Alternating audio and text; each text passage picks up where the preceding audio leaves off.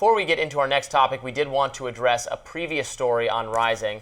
Now, on July 23rd, we did post a segment about one of the debaters on Jubilee, a YouTube channel, who was fired after he claimed to be a fascist in an interview that he did with Mehdi Hassan. During that segment, unrelatedly, we mistakenly showed a post on X by another YouTuber named Connor that he had posted about a charity. It was not related to the person who was fired from that debate. We definitely apologize for that error and for that confusion. Very sorry about that. Well, another weekend, more late-night presidential Trump rants. This time, the president is sounding off on Oprah and Beyonce and the media. Oh, my. Trump took to social to air his grievances, claiming that the Democratic Party illegally paid for Harris endorsements. He writes, quote, $11 million to singer Beyonce for an endorsement. She never sang, not one note, and left the stage to a booing, angry audience. $3 million for expenses to Oprah. He went on to say, Kamala and all of those that received endorsement money broke the law. They should all be prosecuted. Now, it's important to note that despite Trump's claims, there is no evidence that these individuals were paid for their endorsement by the Democratic campaign. Trump also railed against the mainstream media, skewering NBC and ABC by name. He writes in a separate post, wow, Comcast NBC is down in viewership almost 28% this year. They're an arm of the Democratic Party and should be held accountable for that. Likewise, fake news, ABC. He also says, it has become so outrageous that, in my opinion, their licenses could and should be revoked. You see what I'm saying about why late night people would talk about this? The fact that our president is tweeting Comcast and like that's what he has to do with his time. My first and biggest point is, do you have anything better to do? Please, you have to find something. I can give you 20 more important things to do than go on this old rampage that is untrue. And also, show me the proof and I will show you the outrage. I'm not going to be outraged about something like campaign finance laws exist for a reason. You cannot pay somebody. You can pay for their production. Like when Oprah interviewed Kamala, she had an entire set. You know how much a production of that magnitude with all the steady cams and moving cameras cost to accomplish? And Oprah said, answer that question one time and one time finally. Yes, the production crew got paid, as they should.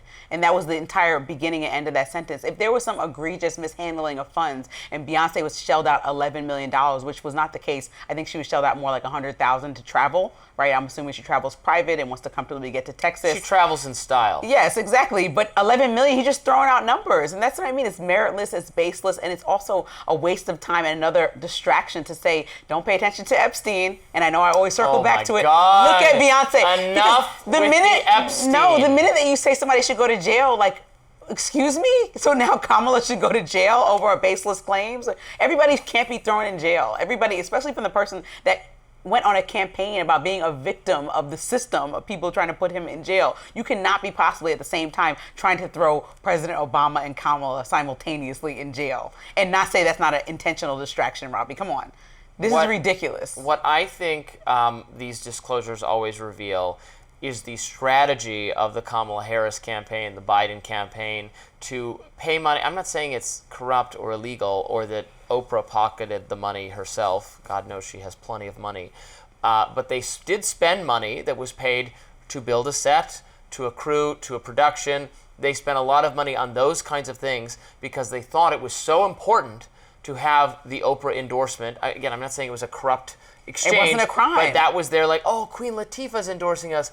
Oh, we're doing a podcast on whoever. But none of the important ones. None of the ones that would have moved the needles. More celebrity endorsements of celebrities we all know are liberal. We all know they hate Trump. More of that kind of thing was not going to do it. That's how they spent their money. It would have been better spent. They didn't even require money. Getting her on Joe Rogan. That's what would have helped. And Joe Rogan says he was willing to do it. And he talked to her people, but they couldn't make it work scheduling-wise. Or they were uncomfortable doing it, or they thought she would do a very good job. Her own people thought that, or he's controversial because he's, even though was a former Bernie Sanders supporter, is like too culturally conservative or something. For whatever reason, they decided not to do it, and that was a huge mistake because she was behind. She needed to take risks. She needed to go meet new voters or voters she was losing, more rich Hollywood celebrity endorsement. Wow, Oprah likes her. Shocker. That wasn't going to do anything. Look, well, that's I'm the my first take. person to it's say indicative of their strategy and their spending. not so much evidence of corruption. And I'm the first person to say that they mishandled all the funds. I mean, I think Kamala's campaign, if I'm not mistaken, raised the most of any campaign ever, especially in that short period of time. That's why I always say money is not everything. Right. People freak out about campaign finance, and I'm like, they spend tons and tons of money, but you can't buy votes. You can't make an unlikable candidate likable. Hillary Clinton raised more money than Donald Trump in 2016. Didn't matter.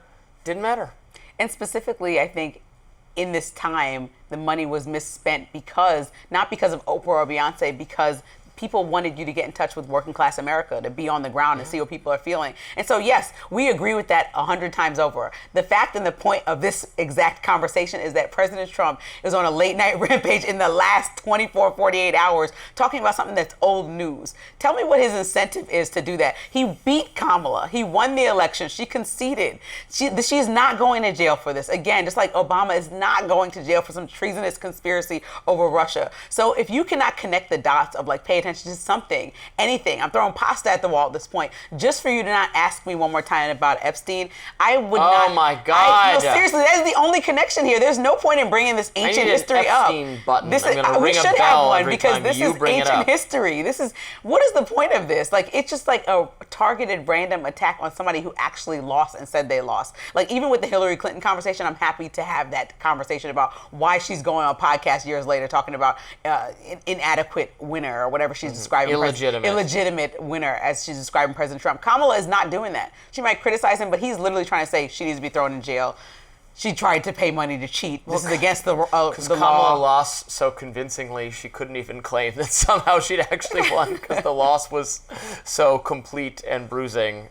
She lost the popular vote, too. So you can't say that the will of the voters was thwarted. Trump just, he really won. He's not satisfied with that outcome. He's satisfied with trying to get a reason to throw her in jail for committing campaign finance. I think she'll be fine. I don't think she's going to jail. And again, I don't think he should threaten with delicensing networks. He's free to complain about their programming. But I don't want to live in a world where the government gets to control what people say. That's kind of my central ideological worldview, is that I'm anti-censorship, and that I think for far too long Democrats have used the apparatus of the state to intimidate and silence. We saw so much of that during COVID, whether it was social media or anything else. But Republicans can have that tendency too. And in a different era, Republicans and Democrats were all about decency standards, and we got to have too much sexual content and violence, and the kind of moral panic around TV and video games, having too much of that kind of stuff. That was a time where Republicans and Democrats were very united in a kind of censorship that libertarians and left people were against. And so maybe we're getting back to that, because yes, I'm hearing a lot of censorship adjacent things from the administration that I certainly don't like. I don't think you're just hearing random censorship adjacent things. I think it's like decensorship. Trump is on board with that. Unless it's somebody who he's in a political strife with, then he's going to use all his powers to prove his point, right? Doesn't tweet, writes them on True Social, and doesn't follow through on these things. Well, the fact that Tulsi Gabbard is trying to follow through on a Russiagate hoax. Well, she's following through on getting to the bottom of President Obama, so you never know what he's going to... Obama's complicity. He was tweeting about Harvard and Columbia also, and follow through on those things. So I take a tweet or a X, whatever you call them now. A truth. I take them all very seriously, because Trump is a wild card, and there's sometimes where he's just talking, and sometimes where he really wants some kind of smoking gun to get the attention off of him regarding Epstein. Or anything. I want to say it one more time. Before we close out the segment, I want to say it one more time. No.